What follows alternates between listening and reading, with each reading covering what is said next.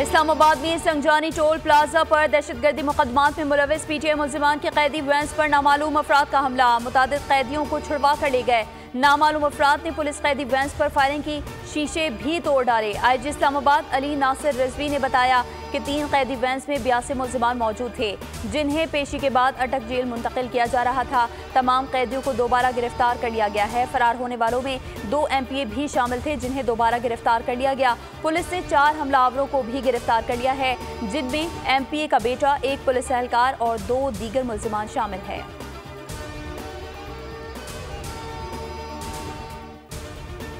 और तहरीके इंतशार के कारकुनान ने कैदी वैन्स पर हमला किया। मुल्जिमान 20 से 25 थे, 4 को गिरफ्तार किया, बाकी की तलाश जारी है। गिरफ्तार होने वालों में PTI MPA का बेटा भी शामिल है। PTI की जानिब से रद्द-ए-अमल मुज़हिका खेज है। PTI तर्जुमान को झूठ बोलते हुए शर्म आनी चाहिए। वज़ीर इत्तलात अता तारड़ की गुफ्तगू, कहा MPA के बेटे के खिलाफ कार्रवाई की जा रही है।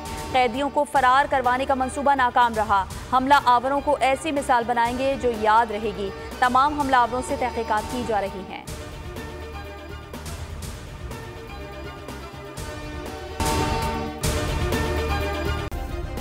सब्सक्राइब करें और बेल दबाएं ताकि कोई खबर रह न जाए।